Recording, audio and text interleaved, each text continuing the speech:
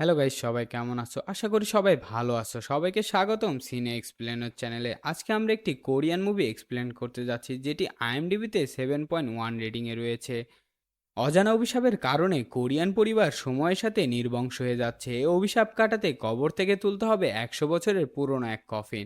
কিন্তু কেউ জানতো না কফিন তুলতে বেরিয়ে আসবে একের পর এক শিহরণ জাগানো রহস্য। বলছিলাম বিশ্বব্যাপী সদ্য মুক্তিপ্রাপ্ত কোরিয়ান মুভি এক্সুমার কথা। তো চলুন দেরি না করে মুভির আসল রহস্যে চলে যাই।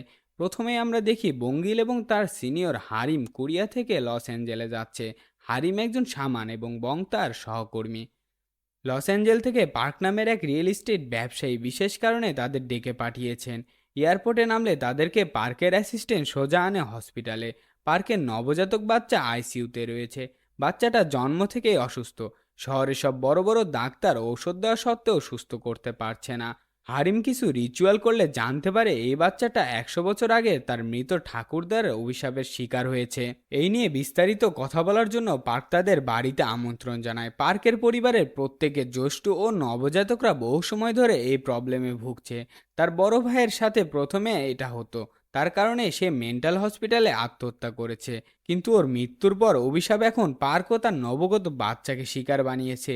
আর এই বিষয়টা বংশগত। চোখ বন্ধ করলে মনে হয় কোনো কষ্ট চিৎকার করছে, সাথে রাত নামলে দুঃস্বপ্ন। হারিম তার সামারিজম এই বাড়ির ভেনসুই দেখে বলে তাদের উপর পরিবারের মৃত ঠাকুরদার অভিশাপ রয়েছে। এটাকে তাদের ভাষায় অ্যানসেস্ট্রাল কল বলা হয়। অর্থাৎ তাদের মৃত ঠাকুরদা কোনো কারণে কষ্টে রয়েছে এবং প্রতারণার শিকার হয়েছে। আসলে পার্কের পরিবার কোরিয়া থাকলেও পরবর্তী সময়ে তারা আমেরিকায় শিফট হয়ে যায়, কিন্তু ঠাকুরদার কবর রয়েছে কোরিয়ায়। হারিম বলে এই অভিশাপ থেকে বাঁচার উপায় রয়েছে, কিন্তু এর জন্য তাদের দুইজনকে দরকার, ভেনসুই এক্সপার্ট স্যান্ডিওক এবং জিওন।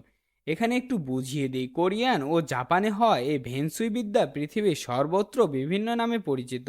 যেমন হিন্দুদের মতে বাস্তুশাস্ত্র, কোরিয়ায় এই বিদ্যা কোনো বাড়ির দিক অবস্থান কবরস্থানের নির্ণয় করে মানব জীবনে সুসময় ও ভালো থাকার উপায় নির্দেশ করে।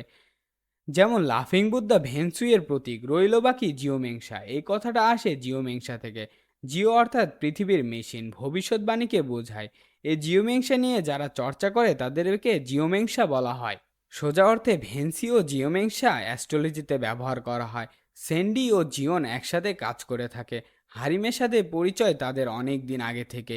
হারিম ওদের পুরো ব্যাপারটা জানায় যে পার্কের ঠাকুরদার অভিশাপের সম্ভাব্য কারণ ওনাকে ঠিকভাবে নিয়ম মেনে কবরস্থ করা হয়নি। কোরিয়াতে তাকে কবর দেওয়ার পর আমেরিকায় শিফট হলে মৃত্যুর পরে কোনো নিয়ম পালন না করায় ঠাকুরদার আত্মা ক্ষিপ্ত হয়েছে, তাই ওনাকে কবর থেকে তুলে সব নিয়ম মেনে তাকে পুনরায় কবর দিতে হবে। তবে বাড়ির অন্যরা এই সব বিশ্বাস করে না এবং পূর্বপুরুষকে কবর থেকে তুলতে রাজি হয় না। কিন্তু পার্ক এটা করতে বদ্ধপরিকল্পিত। শহরে সম্ভ্রান্ত পরিবার হওয়ার কারণে পার্ক এ ব্যাপারে কিছু শর্ত দেয়। প্রথমত, বডি তোলার এই ব্যাপারে বেসরকারি বা সরকারি সংস্থা যেন ঘুণাক্ষরেও জানতে না পারে। দ্বিতীয়ত, বডি কফিন থেকে বের করা যাবে না। তৃতীয়ত, কফিন তুলে সেই দিনের মধ্যে সব নিয়ম সেরে কবরস্থ করতে হবে। শর্তগুলো ডিওকের কাছে সন্দেহজনক লাগে, কিন্তু সন্দেহজনক মনে হলেও বেশি কথা না বাড়িয়ে পার্ক ডিওককে নিয়ে পাড়ি দেয় গানুম শহরের উদ্দেশ্যে। কিন্তু কবরের কাছে পৌঁছালে ডিওক অবাক হয়ে যায়, কবরটি ছিল জাপান ও কোরিয়ার বর্ডারের কাছাকাছি, এক পাহাড়ের পরিত্যক্ত জঙ্গলে। সম্ভবত পরিবারের মানুষকে এমন এক জায়গায় কবর দেওয়ার কারণ ওর বুঝে ওঠে না। সন্দেহ শুধু এতে আটকে রইল না, বরং ঠাকুরদার কবরের উপর বসানো একটি পাথর ছিল। নামের জায়গায় কিছু র্যান্ডম নাম্বার ও কিছু ইনটেকশন বা মন্ত্র লেখা ছিল। পার্ক এ বিষয়ে জানতে চাইলে জানায় ঠাকুরদা কোরিয়ার জেনারেল ছিলেন। তার সম্মানার্থে কোরিয়ার বং কিয়োশিনাইলের কথায় এখানে কবর দেওয়া হয়। আর সেই সময় চোরদের কবরের উৎপত্তি ছিল, তাই ঠাকুরদার কবর যত সাধারণভাবে বানিয়ে চোখের আড়ালে রাখা যায় সেই ব্যবস্থায় করা হয়েছিল। কিন্তু ডিওকের মনে ভয় ও সন্দেহ দুটোই বেড়ে চলেছে, কারণ ভেনশন অনুযায়ী এই জায়গায় নেগেটিভ শক্তির প্রভাব অদ্ভুত রকমের বেশি। তার উপর মৃত মানুষকে কবর থেকে তোলা এমনিতেই অশুভ।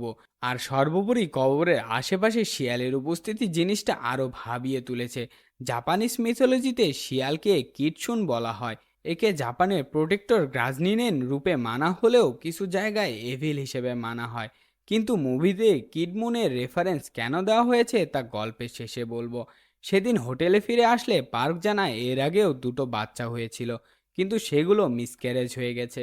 আর শতকষ্টের পরে এই বাচ্চাটা মৃত্যু যন্ত্রণায় ভুগছে। তাই রিকোয়েস্ট করলো যেমন করেই হোক তাকে বাঁচাতে। ডিওক সংকোচবোধ না করে জিজ্ঞেস করলো, মিস্টার পার্ক, আপনি অনেক কিছু লুকাচ্ছেন। কবরে লেখা এটা কোনো র্যান্ডম নম্বর নয়, বরং দ্রাঘিমাংশকে বোঝাচ্ছে। তবে কিছু না জেনে কবর খুঁড়ে মৃতকে বের করা ল্যান্ডমাইনে হাত দেওয়ার মতোই ব্যাপার। আর এই কিংশুনাই বং খুব জেনে বুঝে এই কাজটি করেছিল, যা সন্দেহ আরও বাড়িয়ে তুলেছে। তখনই হারিম প্রস্তাব দেয় এক্ষেত্রে তারা এভিল প্রসেসিং টেকনিক ব্যবহার করতে পারে। এই ক্ষেত্রে স্থানে নেগেটিভ এনার্জির কম করার জন্য কিছু রিচুয়াল করতে হবে, যাতে নেগেটিভ ও পজিটিভ শক্তির সাম্যতা বজায় থাকে। এর জন্য প্রয়োজন 5টি মৃত শূকর এবং 5জন মানুষ, যাদের জন্মসাল ও শূকরগুলোর জন্মসাল একই হতে হবে। রিচুয়ালের মাধ্যমে শূকরগুলোর সাথে এদের সংযোগ স্থাপন তৈরি করে কবর খুঁড়তে হবে। পার্কের পিসি এটার বিরুদ্ধে থাকলেও তিনি ঘটনাস্থলে উপস্থিত ছিলেন। অবশেষে শুরু হয় রিচুয়াল। রিচুয়াল চলাকালীন কবরে 3টি আঘাত পার্ককে দিয়ে করানো হয়। এরপর ওই 5জন কবর খুঁড়তে শুরু করলে প্রত্যেক কোপের সাথে হাড়িময় শূকরগুলোর উপর ছুরি আঘাত করছিল। এভাবে বেশ কিছুক্ষণ চলার পর খুঁজে পেল কফিন। দামি কাপড়ে মোড়ানো ভারী নকশা করা কফিন, যা একসময় সম্ভ্রান্ত রাজাদের জন্য ব্যবহার করা হতো। অতঃপর তারা লস অ্যাঞ্জেলে কবর দেওয়ার জন্য জীবন প্রস্তুত করে। ওই 5জনের মধ্যে চানমিন মাটি ঠিক করার সময় অদ্ভুত ধরনের একটি সাপ দেখতে পায়, যার কোনো মাথা ছিল না। ভয়ে সাপটাকে মেরে ফেলে। তখন সাপটির মাথা ক্ষণিকের জন্য মহিলা আকৃতির মাথা দেখা যায় এবং সেটি চিৎকার দিয়ে ওঠে। চিৎকারে পাহাড় চারপাশ ছড়িয়ে পড়ে। জাপানিজ মাইথোলজি অনুসারে সুপার ন্যাচারাল পাওয়ার বা নিউরেলা বলা হয়। নিউ অর্থাৎ সাপ, আর অনা অর্থ মহিলা, যার অর্থ মাথা মহিলা এবং শরীর সাপের মতো। এদের শরীর সবসময় জলে ভিজে থাকে এবং জাপান মিথোলজিতে নিউরাল ন্যাচারালের সার্কেলের 5টি এলিমেন্টের মধ্যে ওয়াটারকে প্রেজেন্ট করে। চানমিন নিউরালাকে মারতে আকাশ আচমকা মেঘে ঢেকে যায় এবং প্রচণ্ড বৃষ্টি নামে, যা অশুভ ইঙ্গিত দিচ্ছে। বলা হয় বৃষ্টির দিনে কাউকে কবর দিলে আত্মা স্বর্গে যায় না। তাই বৃষ্টি থামা অবধি ফাঁকা মর্গে রাখার ব্যবস্থা করা হয়। মর্গের কেয়ারটেকার রীতিমতো কফিনের কারুকার্য দেখে চমকে যায়। লোভে তার চোখ জ্বলজ্বল করে ওঠে। এদিকে সন্দেহের অবকাশ কাটাতে ডিওক ওই পাহাড়ের পাশে বাউগন টেম্পেলের এক লোকের সাথে দেখা করে। এই টেম্পেল অনেক পুরনো, 100 বছরের বেশি হলো। লোকটির বংশ প্রাচীনকাল থেকে এখন পর্যন্ত দেখাশোনা করে আসছে। ডিওক তাকে পাহাড়ের কবর এবং মঙ্কিসনের ব্যাপারে জিজ্ঞাসা করলে জানতে পারে এই নামে এখানে কেউ ছিল না, কিন্তু কবর সম্পর্কে বেশ কিছু গুজব রয়েছে। শোনা যায় নর্থ কোরিয়ার ধনী ব্যবসায়ীর কবর এটা, যেখানে গুপ্তধন লুকানোর কারণে একসময় চোরদের উপদ্রব বেড়ে যায়, কিন্তু পরে তাদের খোঁজ পাওয়া যায়নি। মনে হয় কবরটি কেউ পাহারা দিচ্ছে।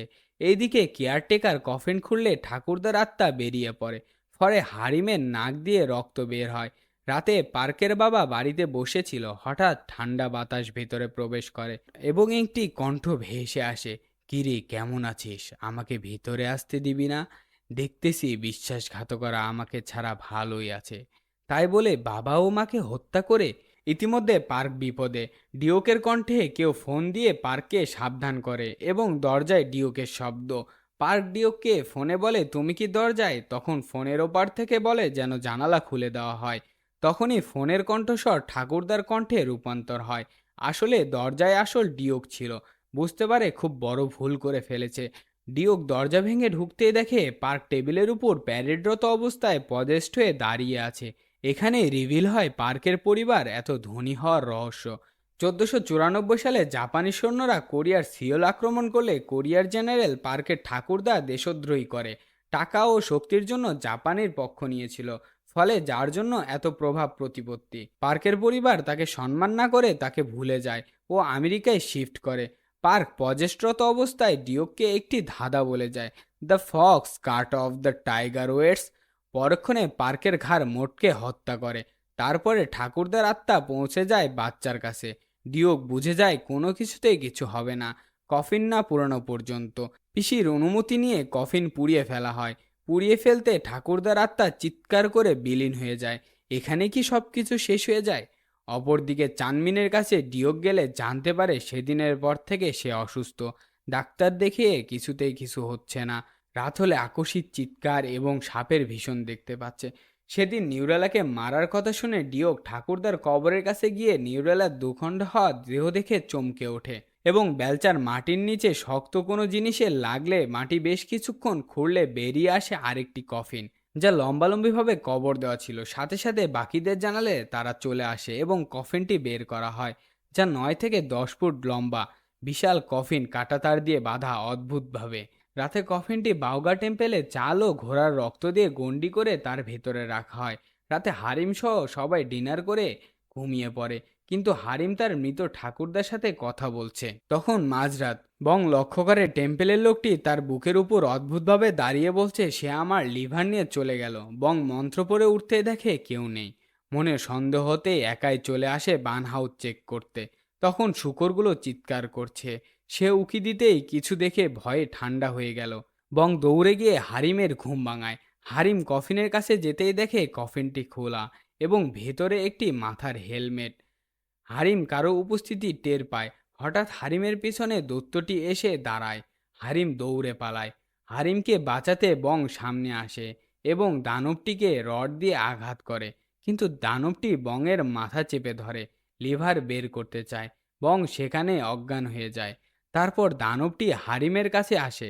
হারিম ভয়ে পেছনে এলে দানবটি থেমে যায়। হারিম মগ প্যাগোডার উপর বসে। আসলে এই মগ প্যাগোডা বৌদ্ধ ভিক্ষুক মারা যাবার পর তার অস্থিবিশেষ ধারণ করতে ব্যবহার করা হয়। দানবটি আগুনের গোলা হয়ে হাওয়ায় মিলিয়ে যায়। এর সাথে হারিম কিছু ভীষণ দেখতে পায়। সাথে বাকিরাও অবাক হয়। বংকে হসপিটালে ভর্তি করানো হয়। তার জ্ঞান ফিরেছে। সেই রাতে বং বেঁচে গিয়েছিল। তার পুরো শরীর মন্ত্র ট্যাটু করানো, কিন্তু বংয়ের শরীরে আত্মার প্রভাব রয়েছে। হারিম তার বোনকে ডাকে। কিছু রিচুয়াল করে হারিম আত্মাটিকে বংয়ের শরীরে প্রবেশ করায়। তখন সে হারিমকে বলে সে হচ্ছে জাপানের জেনারেল। এদিকে ডিওকে ঠাকুরদার কবর খুলে আবার দেখতে পায় অনি ওখানেই শুয়ে আছে। এখানে বলি অনি হচ্ছে জাপানের সেই জেনারেল, অর্থাৎ রাতে সে যেখানেই থাকুক না কেন দিনে তাকে এই কবরেই ফিরে আসতে হবে। ডিওকের সব সন্দেহ কেটে গেলে সে রিভিল করে আসল রহস্য। পার্কের মৃত্যুর আগে বলে গিয়েছিল the fox cut off the tiger waits. অখণ্ড কোরিয়ার ভূমি মানচিত্র দেখলে বাঘের মতো দেখায়, আর পার্কের ঠাকুরদার কবরের লেখার ওই অক্ষাংশগুলো কোরিয়ার মানচিত্র বাঘের ঠিক কোমরের কাছেই আছে। বলা হয় প্রাচীন সময়ে কোরিয়ার ভূমি নষ্ট করার জন্য জাপানিজরা কোরিয়ার কিছু জায়গায় মেটেল পুঁতে রাখে।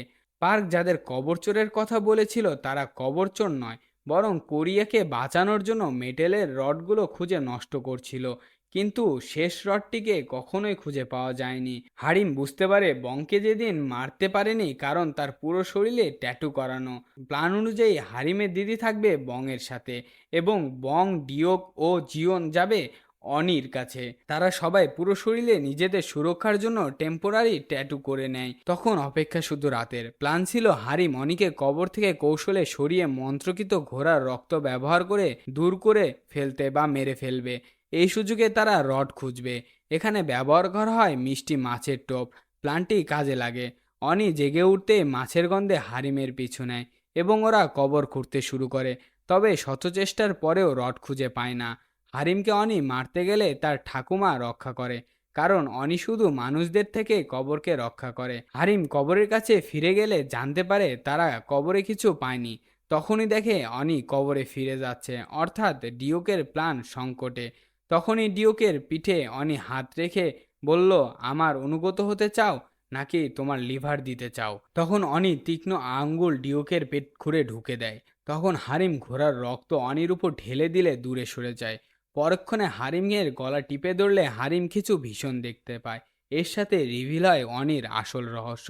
শিকিকাহারা যুদ্ধের সময় জাপানি সামান জুসনে, অর্থাৎ যাকে ফক্স বলা হচ্ছে, সে একজন জাপানের জেনারেল।